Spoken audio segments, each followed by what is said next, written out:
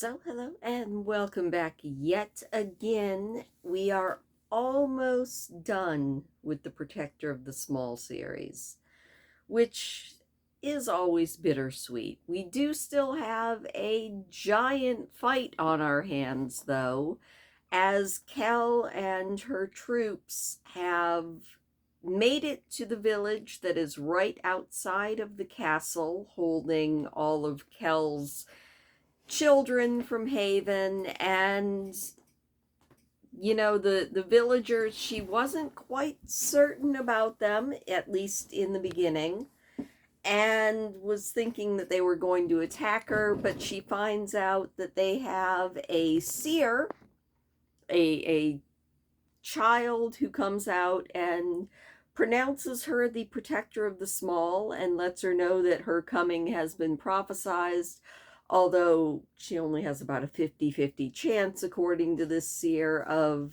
actually doing what she is there to do, which is taking down the Nothing Man Blaze and his henchman Stemmen. So that was where we left it, with Kel and her squads just coming in and staying for a couple hours with the villagers before the villagers are then going to lead them to a secret way into the castle, which seems like a much better idea than charging the front gates and probably getting chopped to pieces, because it sounds like the odds are probably against them. So that is where we left off. And we only have 2 chapters and an epilogue left. So I guess it's time to just jump back in to my recap of chapter 17 of Lady Night by the incomparable Tamora Pierce. And chapter 17 is titled The Gallan's Lair. So chapter 17 starts off with Kel and her group taking a look at the villagers' very meager rations and quickly adding their own to it. Kel's looking around and she's like, okay, the farm animals that she can see all look very well fed. The fields are full. Why are the people and the cats and dogs in this village so starved looking? And she asks one of the villagers, and he lets her know that because everything that they harvest goes straight to the Nothing Man, and if they dare to protest, well, then Stemmen takes one of their family, skins them, and hangs them from the castle walls. And yeah, Owen's like, why don't you go to Blaze's overlord or go to your king? I mean, that's what nobles are for. The villager lets them know that, yeah, we totally did that, and he killed 10 of us. He also informs them that there are no children left in the village because that is where Blaze the Nothing Man actually started making his killing devices, with their children. It's a tragedy, and it definitely gets under Kel's skin. I mean, she doesn't just care about her own kids. She cares about them all. And Owen asks, what about the villages around you? And the villagers like, no, there are no kids left in any villages anywhere. And then Blaze started bringing in foreign children, and it's just been going on, and there's really nothing we can do about it. I don't think that sits really well with Kel. I mean, in her place, she's a fighter, but I can kind of understand it. I mean, it is sort of a self-preservation thing. I mean, you know what you should do, but darn it, sometimes it's hard. Owen then asks about the seer, the little girl, and wants to know why Blaze doesn't have her. Quoting from the book, "I don't believe that he knows she exists," said Zerholm. She walked in here a month gone, never said where she lived, who her people are, told us the protector of the small was coming, told us it was our best chance. He looked around at the soldiers, the young knights, Tobe and Faunch, all sharpening their weapons, the dogs and the one cat sprawled in the sun, the horses in the nearby field. Forgive my saying, but you don't look like much of a chance to me. Not against Blaise and Stemmen and 150 men-at-arms up at the castle. Well, he had 170 at midnight last night, said Gil. The man still looks quite skeptical. Neil calls him a pessimist, and the villagers like, 4 years of being under this guy will do that to anybody. Then Faunch comes up and is like, wait, he wasn't always your overlord? And they're like, duh, we call him Blaise the Gallan, obviously. That's where he said he was from.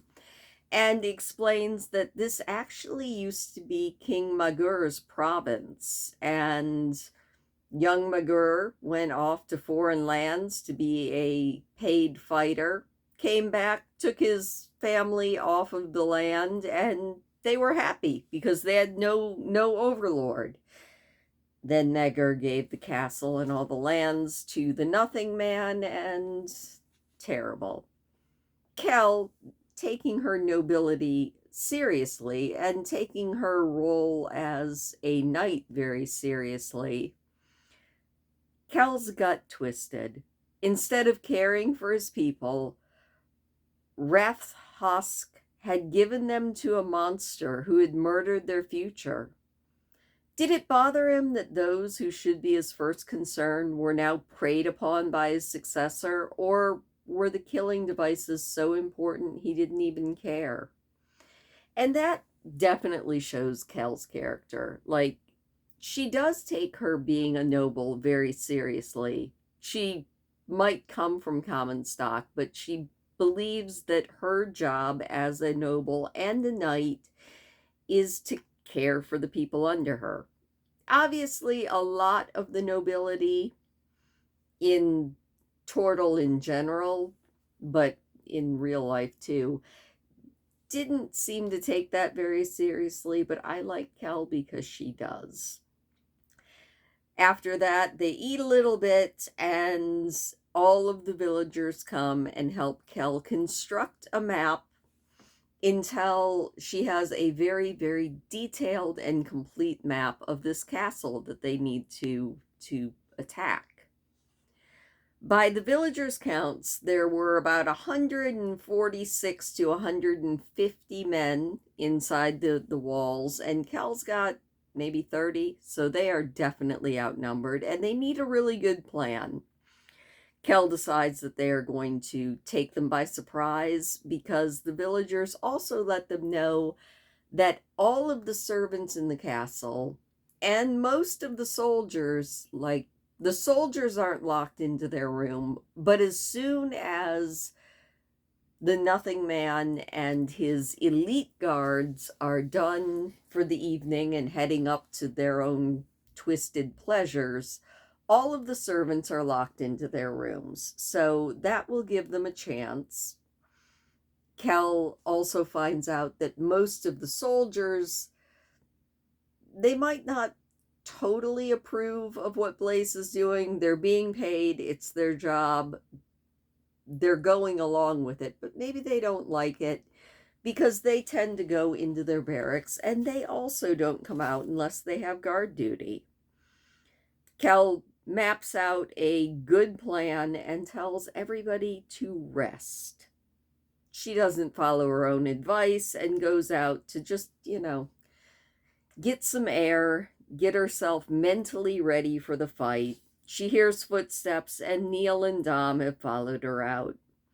Neil is like, I really wish that you would let us go in with you. And Kell's like, no, I need you creating confusion. I need Dom and his group ready to charge in as soon as my small group gets the castle gate open. And then she lets him know that he is to be in command if she doesn't make it back out. Quoting, "If I die in there, you have to get our people home. Listen to Dom. He's more used to commanding groups, but your duty is to take our people back to Tortle." Dom points out that they probably should take the villagers and anybody else that they can get free too, because leaving them here for King Magur would probably be a very terrible idea. Kel realizes he's right and has Dom promise to talk to the villagers and, get them out if they make it through at least partially, and there is an after. Dom and Neil both express that they believe in her. There's going to be an after. Owen comes up behind them unheard and adds his 2 cents.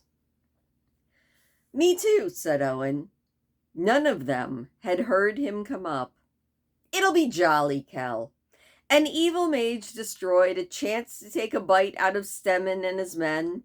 Isn't this why you became a knight?" He looked from Neil to Kel, who were watching him speechless. "That's why I want to be a knight," said Owen. "I may not get to be one now, but it'll almost be worth it to rob King Magur of his killing devices. And I thought you said that we were supposed to be resting. You 3 aren't resting at all." They agree that they're not. They call him Mother. He's like, "Well, I learned it from you, Kel." And they go off to rest, with Neil grumbling that Owen makes him feel old, which is kind of ironic because in actual age, he's maybe 3 or 4 years older than Owen. I feel that, though, because there are some times that I look at people who are only a couple years younger than me, and I'm like, oh, you're making me feel old.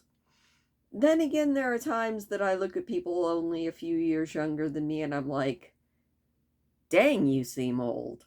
I feel young now. So I guess age is just a number. Later on, after they do their resting, they follow the servants to the castle walls, and Kel is not really thrilled to discover that their way into the castle is through the sewers used by the privies. Not exactly going to be fun, but she's willing to do it to get in. They get up to where the servants have said that the way in is. Kel sees it. Unfortunately, nobody else sees it because it's yet again covered by an illusion. We don't actually know, and I don't know if it's ever clarified, if it is Blaise, the Nothing Man, placing these illusions, or if maybe he's got another mage in his employ. But it's a pretty good illusion. It fools all of the villagers until Kel, using her griffin feather band, which has come in clutch so many times in the last 2 books, proves to them that it is fine. Unfortunately for Kel, because she is a fairly big girl, tall-wise anyway, she has to take off her helm and kind of awkwardly carry her glaive and her bow to get through this kind of small, cramped, and terribly stinky tunnel. They make it through, with Kel doing her best to breathe through her mouth and not her nose, and doing her best not to sneeze or gag as they get through, and finally make it out of the tunnels and into kind of a castle waiting room. Luckily for them, they didn't run into any gates or anything that was beyond their ability to get through. In fact, Kel is kind of disgusted that Blaise has put an illusion, and a very good illusion, over, but trusts in it so much that he leaves a rusty gate that she's able to get through with her bare hands, and another gate that they're able to just push up and it opens, but it's also the good for her. They get through, and the dogs and their lone cat also make it through. And it's now time for the first part of their plan.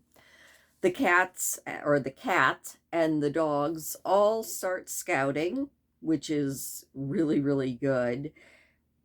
Kel's feeling a little bit impatient, but Lord Raoul had drummed it into her head that more expeditions go wrong from bad scouting than bad planning. So she forces herself to be patient until all of her animal scouts come back and report in, which does amaze the villagers who didn't realize how smart Kel's cats and dogs are, as the dogs and cats are quizzed by Kel and her people and answer with very soft yips, taps of their paws, and do a very, very thorough job.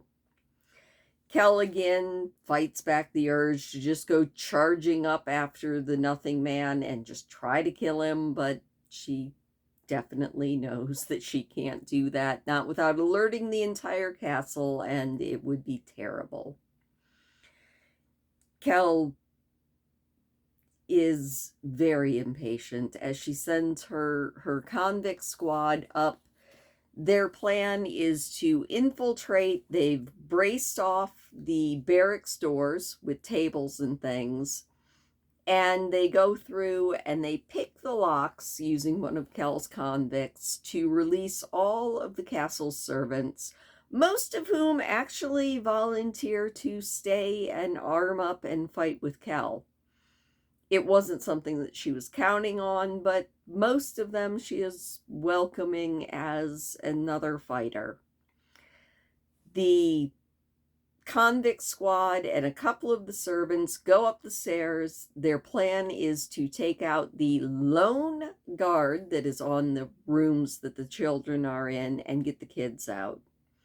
Kel frets. She doesn't know what's going on upstairs, but soon enough, quoting, "At last a child appeared at the top of the stair. He was dressed in a white velvet tunic, hose, a lacy collared shirt, and a gold chain belt. If it hadn't been for the half-bald doll clutched in his arm, Kel never would have recognized Meech in this pretty little lordling.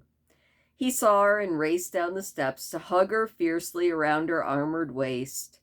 Behind them came a flood of children, all barefoot, all clean, dressed in silk, velvet, lace, and brocade, their hair brushed and ordered.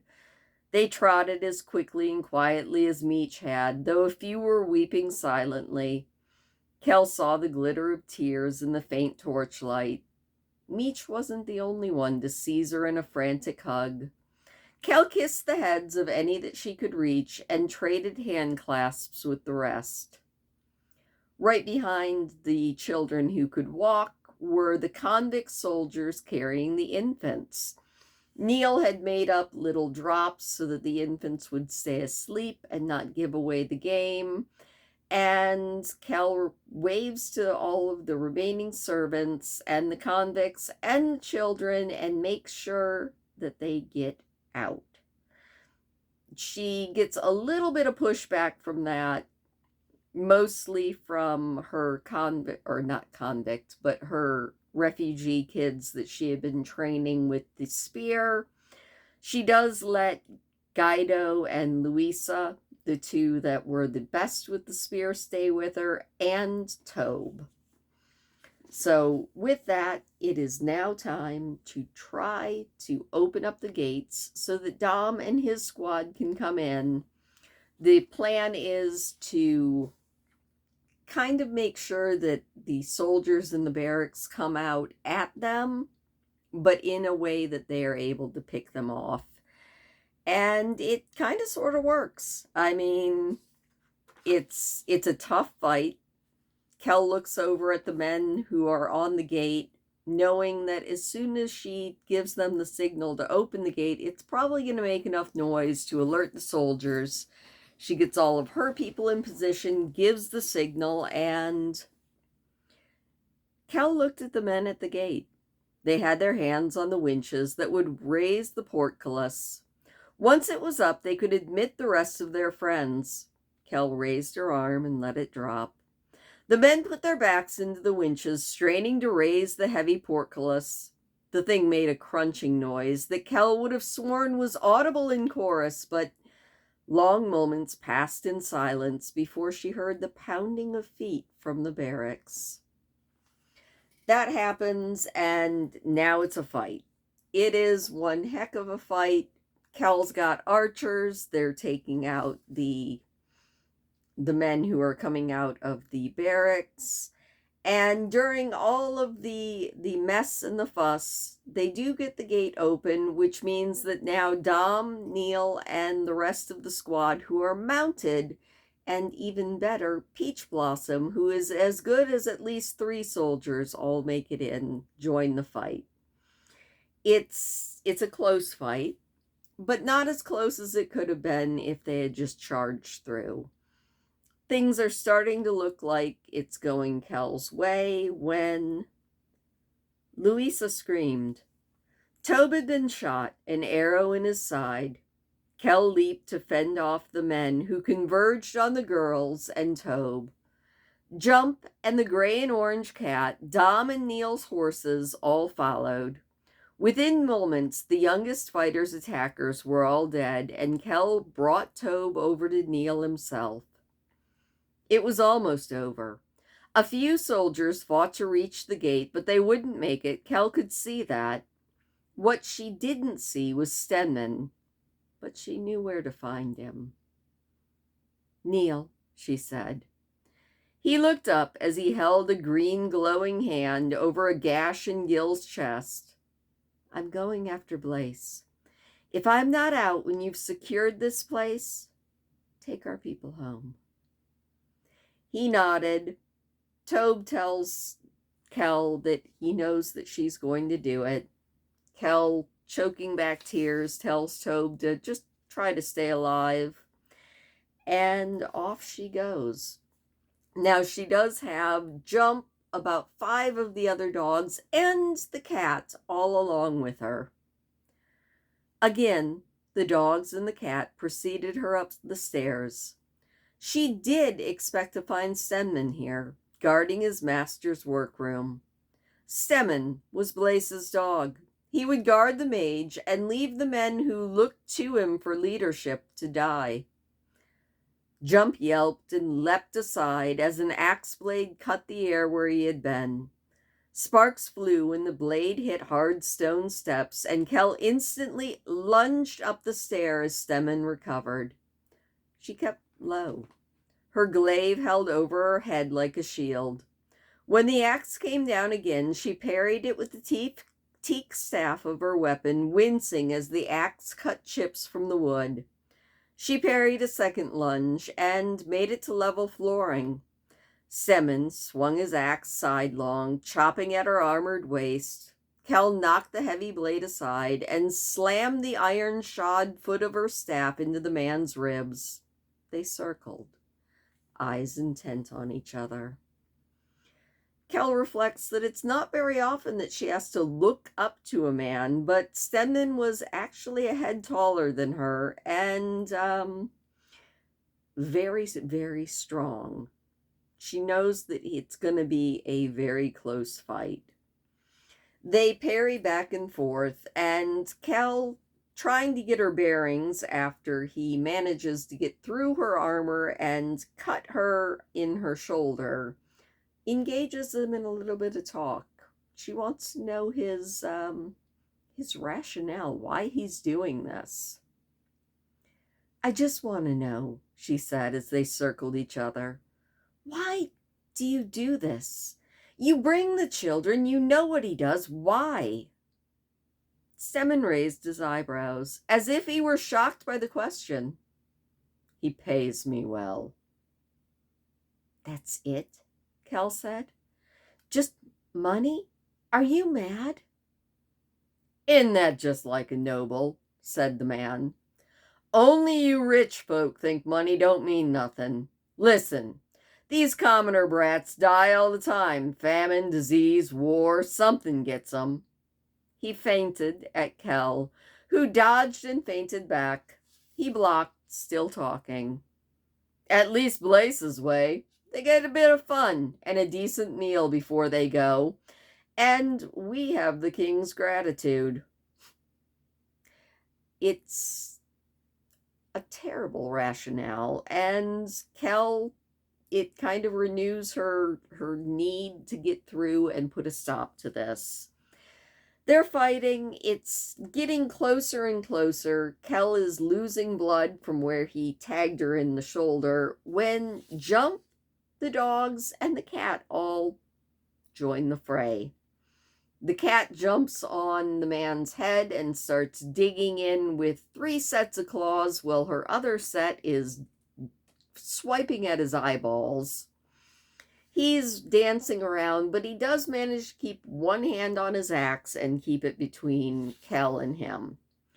Jump comes in and goes for the dirty bite. He bites the Scarnan right in a spot that no man wants to be bit, and the guy he gives out a big scream, starts punching at Jump. Then he manages to slam his head and the cat against the wall, and Kel is not really sure what's going to happen. Then Stemmen charges, and Kel brings her weapon up, and they are locked, arm to arm. Kel's arms are shaking because he is strong. And then Stemmen smiled. "Too bad for you, little girl," he said, his voice tight with triumph. Kel gave him her politest Yamini smile, hooked her leg around one of his, and jerked. A leg sweep from her studies in hand-to-hand combat. Her legs were powerful, and he wasn't braced. He went down on his back, hitting so hard that the breath was knocked from his lungs. His fall jerked his axe clear of her glaive.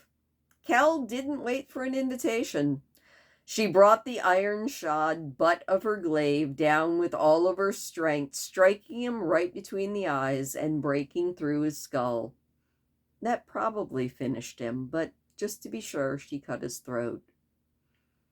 For a moment she stood over him, leaning on her glaive, gasping for breath. Then she looked for her friends. The other dogs stood in front of a closed door. Jump limped towards them, a long cut on his left shoulder, bleeding sluggishly. Kel couldn't even remember when he had been hurt. Then she looked for the cat, who lay against the wall unmoving. "I hope the Black God has something tasty for you," Kel whispered to Stenman, and then she spat on him. Then she bandages herself up, covers the cat, and moves because she still has a fight with Blaze to go. She looks over towards where the dogs are standing by a shut door, and every step she takes towards it, the door seems to move away from her. She realizes that sometime during the fight she lost her griffin feather band. She looks around, manages to find it, puts it on her head, and suddenly the dogs are all much closer. She's only 10 feet away from the door.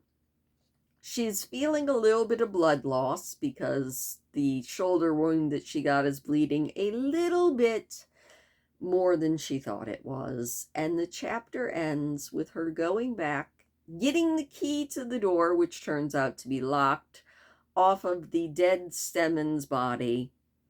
And we end with, "It took her a moment to get the key in the lock." Her hand was shaking as badly as the rest of her. Finally, the mechanism opened. "I hope the chamber was right, and he's out of killing devices," Kel muttered. "Else I'm dead, and I'm just about to find that out." She thrust the door wide.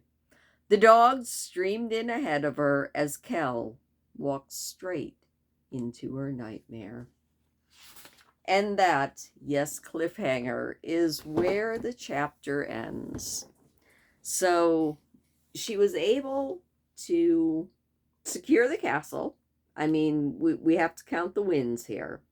things are looking a little bit dire. Hopefully, there are no killing devices waiting for her on the other side of this door. But she secured the castle. She did manage to kill Stenman, so that's good, although he wounded her and he killed the cat. I loved that cat. But she got him out of the way, and most importantly, all of the children have been rescued. Now all we have to do is make sure that Kel can take out the Nothing Man and make it out of the castle before she bleeds to death, which I feel like is a very important thing. So that is where the chapter ends, and you got to admire Kel's grit. I mean, I'm not sure if I'm reeling from blood loss, how determined I would be to keep going. I do really admire Tamora Pierce's characters. She writes the characters that I wish I would have had on hand when I was probably 12 to 15. They're really good role models, like especially Kel. I was thinking about it, and I really like Kel. She's got a good head on her shoulders. She's very goal oriented, and she seems so much more realistic even than a lot of other young adult fiction that I've read. And I think what it is for me is there's not a front and center crazy like romance plot. There's not a front and center, even worse, love triangle. It's very much, it feels more realistic to me. I mean, yes, girls can be boy crazy, boys can be girl crazy, but that's not the be all end all. And it feels like so much young adult fiction ends up centering around a romance plot when I feel like there's just so much more to explore. And I think that's why I like Tamora Pierce's books so much. Like, there can be romance. I mean, there's romance in almost every single book, but it's not the main plot, and I like that. I mean, yes, I did read the Twilight series, and that was just the worst example of romance ever, although I did read them and enjoy them at the time. But even as I was reading them, I was like, oh, this is so ridiculous. Why not just become a vampire and have fun with it? Anyway, that's enough about that. But I really appreciate Tamora Pierce, and I appreciate her very scrappy female protagonists, and kind of wish that I would have had more of them. I feel like most of the stuff that I read usually had a male protagonist, and that's fine. I still modeled myself after a lot of them, but it's nice to see a little bit of representation. So that's my ramble for today. Hopefully any of it made sense, but thank you so much for joining me. I hope that you enjoyed this chapter recap, and we will have one more, and then it's going to be time to maybe do a poll on my community page and see which public domain book we read. So anyway, thank you so much for joining me. Please do hit the thumbs up if you don't mind. It does always make me smile. If you're not subscribed, hit the subscribe button, because why not? It's free, and I will see you next time.